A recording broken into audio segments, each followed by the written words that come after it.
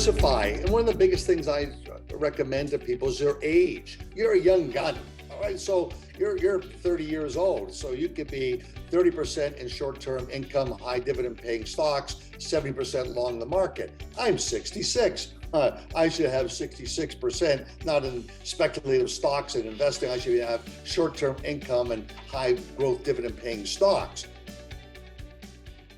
Welcome everybody to Inside the Markets, presented by StockPulse.com. We are more than honored to be sitting down today with Frank Holmes. He is the CEO and CIO of US Funds, that is US Global Investors.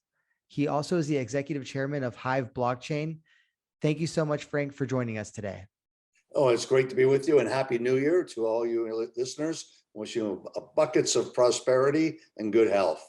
Happy New Year as well to you, Frank, and everyone. We're looking at an increasingly complex financial picture, if I dare say so, and particularly on the, let's say, inflation front seems to be one that is easy pickings these days. I've seen inflation predictions of between 6% and even 14%, I believe. And I believe you're at 12%, Frank. Can you speak about why? Well, it was about a year ago, I published in the spring or early spring of last year, a video on YouTube. And it was basically saying the CPI number has changed many times and people are not aware of that. If you use the 1980 algorithm to determine what inflation is running at, back then it was 9% when they said inflation was running at 2%. Now that number populated looks like about pushing 14%. So the CPI number is greatly understated and is anecdotal, but I know that my house insurance went up 23%, my healthcare for my employees went up 25%, my food prices, my gas prices. How can inflation be running at 6%? You know, I want to talk a little bit about gold, but you seem to be on fire today. I want to talk about whatever kind of is your passion right now in the moment, whether that's financial or otherwise, business, et cetera. Well, talking about investments in gold, it's interesting that gold was underperforming, and I expressed concerns of that last year when you had negative real interest rates and real estate was up 20% and other real assets, art, etc., were just taking off. That gold was basically appeared to being suppressed. Now, I wasn't always a big GATA follower, but the GATA's come out with lots of publicity and information that says there is some hanky-panky that takes place of using the futures market, especially when there's Chinese holidays, to do this sort of spoofing of the market to shake it out. So here's an interesting data point.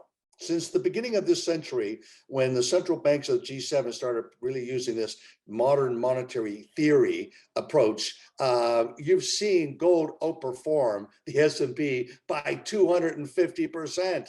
So not having a weighting in gold has been not a smart move. And Ray Dalio, the largest hedge fund in the world, he has a 10% weighting. So gold has been on a long-term basis a great asset class, and it's been up 87% of the time if you looked at the average price for gold. What really shocks me is that last year, the average price was higher than the average price the year before, but gold beginning and year end was negative 5%. That's unbelievable. That just doesn't make sense. But the average price a miner was making money on was higher. So what did we see? Of the 100 gold producers I follow, 61% of them have positive free cash flow. They're making a lot of money. And my biggest push for them is to start holding gold like the crypto mining companies have done with some of their free cash flow. But be that as it may, is that actually the gold stocks have lagged, and that shocks you because they're increasing their dividends. They're probably the greatest buy ever, but emotionally, and the quant funds will only start really plowing into gold stocks when price of gold starts rising. What brought you around to the GATA guys?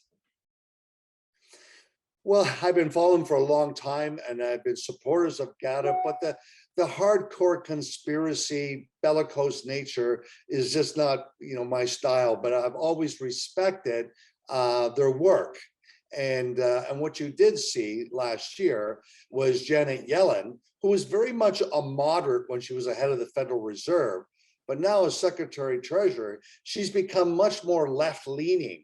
And it's also fascinating that the G7 finance ministers basically have come out with a flat tax. Well, a flat tax amongst the G7 countries is basically what one would call a cartel.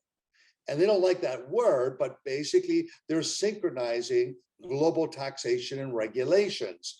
And I think that that's what's really important. So now for them to be able to this continuously money printing and keep the economy going, then if gold took off, it wouldn't look good. So therefore, the GATA argument has a lot of weight to it. I attended, StockPulse's silver symposium in Coeur d'Alene, Idaho, in September. And there was a lot of the leading minds in the gold industry there. Jeffrey Christian comes to mind, who's a very measured analyst when it comes to the gold market, and certainly contrarian to the more conspiratorial minded overarching gold and silver industry, I think, aside from the junior miners.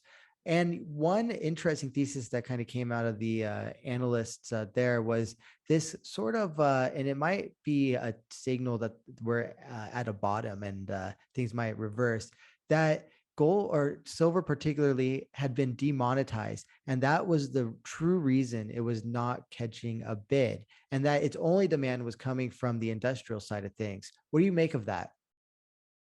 Well, I think what's interesting with silver is that it's growing as an industrial metal, especially with $1 trillion going into climate change investing. So I think the big beneficiary, no doubt, will be silver. Gold gets the love trade. You have to remember that gold has always been for Vietnam boat people to get out of the country, Syrian women that got out of the crisis in Syria a couple of years back. The first thing is they took off those 24 karat gold bangles, and that's how they paid to get out. It's not silver. So the love trade is 60% of all gold, where people buy gold jewelry and they wear it. Indian women wear 6 times the amount of gold jewelry that's in Fort Knox. So I think that that's a big difference with silver. But what silver's seeing is there's all this money on solar panels, and the push for solar energy is unprecedented. We have $1 trillion here and $1 trillion in the EU. So $2 trillion. I think that we're seeing, I also know in Texas has been a big beneficiary of Bitcoin mining because China kicked everyone out last summer. There's a huge move into Texas, and they're building big basically solar farms. They're going to need a lot of silver for these. When you're going to use a gigawatt of electricity, that's a serious amount of electricity. Wow, so much to unpack there. I want to start with gold jewelry. That might not seem like the obvious one, but can you talk more about the importance of gold jewelry in the overall gold market and culturally as well?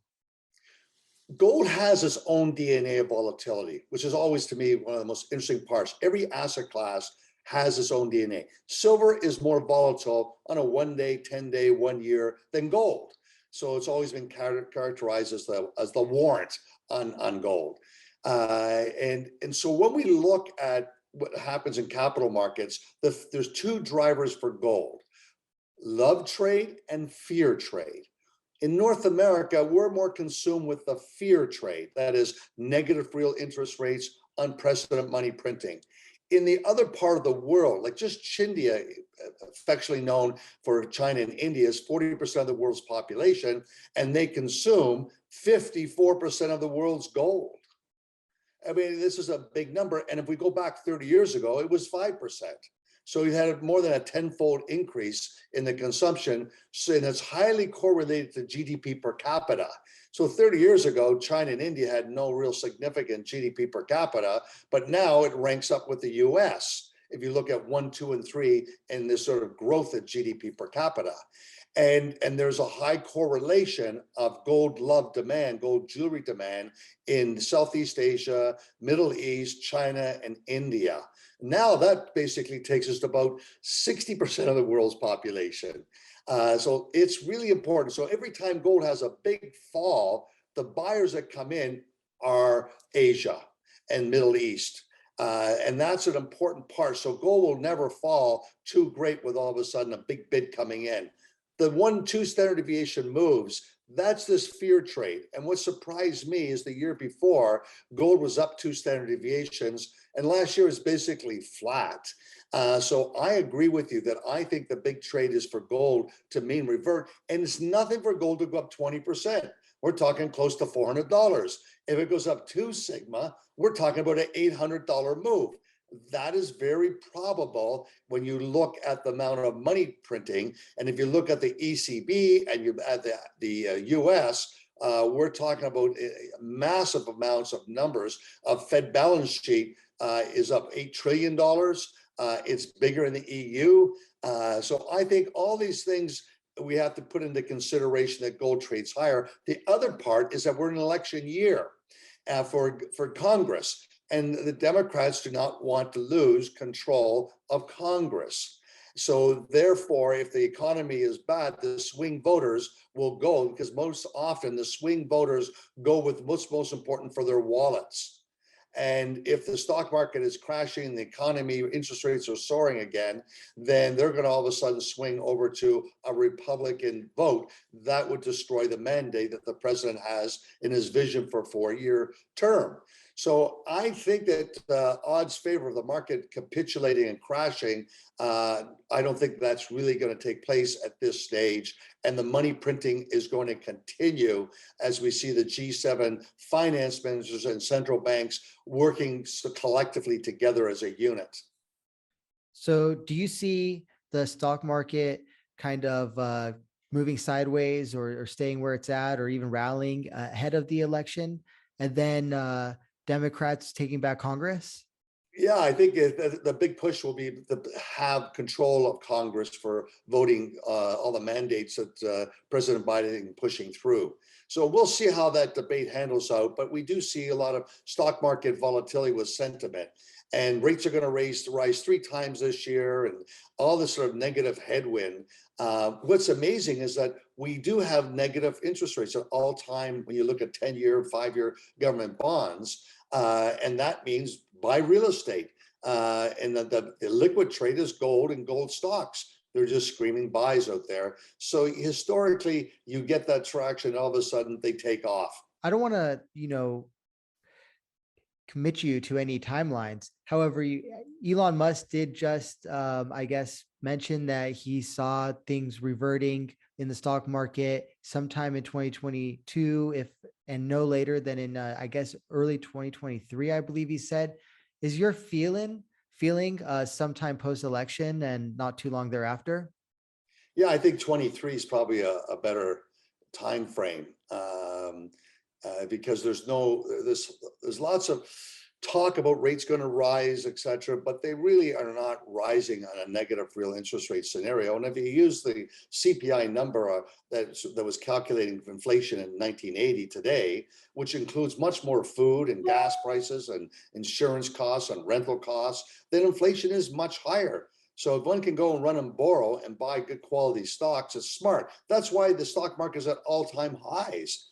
It's because of the negative real interest rates. If we went positive, what happened in 2013, 14, and 15, gold, real estate, everything was taken on the chin. We went to positive real interest rates. Now we're at massive negative real interest rates. So you want to be buying real assets. The best gift you can buy anyone this year is a silver coin. Try to buy big size. Back last time I bought size was over 20 years ago, and I bought thousands of silver coins under $5. And I give them out all the time for employees gifts, and employees that have each year they've been at US Global. And I still think you can go buy them, and silver's cheap. And it's a great gift rather than giving some gaming toy to a child, etc., or even your grandchildren. You go and give them a silver coin. They love it. They don't turn around and turn it in right away. They own it. They hodl it. Hold on for dear life. They don't care about the volatility. Talk about a gift that keeps on giving. When the market does crash, what do you think this is going to parallel? Well, there's different types of crashes, and the worst crash is highly leveraged crashes. So 2008-9 was a real estate where people were buying homes with 2% down and 98% leveraged. And then the banks and brokers, I mean, it always shocked me when I found out that Merrill Lynch and Lehman Brothers were leveraged 33-1. That just means a 3% volatility, you wipe out your principal, your capital. That's not happened today. There still is, there's much more strict leverage ratios. So I don't think we're going to get a credit crisis, which is much more severe. They take about 4 years historically to unravel. When Putin came into power, if you look at Russia and it imploded and defaulted on their debt, it's 4 years later that all of a sudden you get a bottom. The year before Russia imploded, it was the Asian crisis in '97, and it was 4 years later of debt reconciliation. 2008-9, it's 4 years later that you get the real sort of economic bottom. I think this crisis is going to be different, and I think it's going to be much more short-lived. It's not going to be this sort of long, painful unwinding. How can people protect themselves from the coming crisis? Well, diversify. And one of the biggest things I recommend to people is their age. You're a young gun. All right. So you're 30 years old. So you could be 30% in short-term income, high dividend paying stocks, 70% long the market. I'm 66. I should have 66%, not in speculative stocks and investing. I should have short-term income and high growth dividend paying stocks. And the remaining proportion into equities and gold, but always have the 10% weighting in gold and rebalance every year. It's just prudent and wise. I love the gold royalty companies. I love Wheaton Precious. As silver and gold take off, they have a model that pays out higher dividends. I'd rather own Franco-Nevada than Newmont, because Franco-Nevada, it basically has $24 million of revenue per employee, and they have royalties on Newmont and Barrick's assets in Nevada, and their average revenue is $600,000 per employee. I like the royalty model, and that's why I created GoAU, which is the sort of first smart beta gold ETF, and it focuses 30% on the gold royalty companies. They've far outperformed in the past 10 years. Buffett, Franco-Nevada's crushed Berkshire Hathaway. It's just a superior business model in the gold business. And then we try to high grade stock picking with GoAU, how we pick our gold stocks each quarter. We just, anyone that destroys the value metrics on a per share basis. So GoAU has far outperformed the GDXJ since we launched it. And that's for that reason that it's a small cluster of 28 stocks, and it's only those that have the strongest values on a per share basis: growth in revenue, growth in reserves, growth in cash flow. Can you tell us more about GoAU ETF and what people should know about it? Well, it's an intelligent way. It's like a quant approach, and I spent thousands and thousands of hours of research on it, and it's almost quasi-active. They say it's passive, the term, but you have to do a lot of work every quarter of screening the stocks and making sure the data is correct when we rebalance that portfolio. But it's really focused only on those companies. So when company A takes over company B, historically sell both of them. Why? Because they always destroy the value metrics on a per share. Their revenue may be bigger, but on a per share basis, most of the time they're actually down. The cash flow per share is down. The stock market recalibrates on a per share basis. So when company A takes over company B, we're disciplined. We don't believe in the long-term vision. We wait till proof shows up in the numbers. We only want to have those companies with 5 key factors we've done this regressional work on, and naturally past performance is no guarantee of future results, but it's pretty compelling for my over 30 years of experience in the US in the capital markets. So for the 18 to 34-year-old demographic, what would you recommend they do with their savings? Look at those gold stocks that really focus on protecting value metrics per share. And I'd also be focusing on having a greater exposure to the crypto mining companies. I know I couldn't launch an ETF in Bitcoin 6 years ago. I started the process and realized it wasn't going to happen because of anti-money laundering concerns by the regulator. But when you're a crypto miner like we are, and we only use green energy, we basically take that Bitcoin and we HODL it and we put it in a separate safety deposit box. off the grid. No one can hack it. So we basically own what we mine. And every 10 minutes, it's like a jump ball to have your fast computers to get a piece of the Bitcoin opportunity. So when you validate that encryption, you get a new Bitcoin. That's how you get paid. And every 10 minutes, there's 6.25 Bitcoins or 900 Bitcoins a day. So HIVE Blockchain is producing about 8 Bitcoins a day. And then we're producing close to 75 Ethereum coins a day. And we mine both and we hodl. I think exposure to that, there's other companies that are out there that are also hodling their Bitcoin, Ethereum. I love what Michael Saylor's been able to do with MicroStrategy, having a 1%, 2% weighting in that and owning Bitcoin. Why do I share this? Because I'm a gold guy and I'm a big believer. Gold investors historically have been defensive investors against the currency debasement. Bitcoin advocates are more like strike lawyers. They're out to get rich because they can see the government's printing all this money. To me, the hardcore gold bug and the Bitcoin crypto hornet, I like, as Michael Saylor characterized them, they're very similar because they read from the same book of the Old Testament of history of governments printing money and debasing paper money. But one says, I'm going to go into Bitcoin, and the other one says, I'm going to go into gold. One is more defensive. Gold is a lot less volatile than Bitcoin or Ethereum. So if you're young and you can stomach the volatility, then having a 3% weighting, I think is wise. If you're reluctant to go to a crypto exchange or reluctant to go to Coinbase or PayPal to use it to buy your Bitcoin fraction, then you can go buy a company like HIVE, which is very profitable. I mean, our last quarter, our numbers were over $50 million. And you think of that in our quarterly run, and we've invested over 4 years up to about $300 million, but we're making 50 million a quarter. You can't do that in the gold business. So I think that it makes it a unique opportunity for that investors. Now you're young, you can have a greater speculative portfolio. What's happened is interesting, is that I grew up with monopoly paper money. The young kids grew up as gamers, and gamers, if they're good, get validated by earning digital money and they get to upgrade. So they're used to digital money as a format. Old guys like me, they're not used to that format. So it's been hard for a lot of my peers to embrace it. I've tried to share with them all, buy both. Have that 10% of weighting in gold and silver and high quality gold and silver stocks, and have some of the crypto mining stocks, and consider HIVE as the only one that's pure green and mining both Bitcoin, Ethereum, and hodling it. I spoke with Dave Collum, who is a financial commentator, but also an organic chemistry professor at Cornell. And he was talking to me off air about Bitcoin and his befuddlement with it, namely. And he described it. He was like, well, I'm pretty old, and so I like holding gold and silver. And it seems that there's these kids and they're all young and they're like essentially storming the beaches at Normandy with Bitcoin.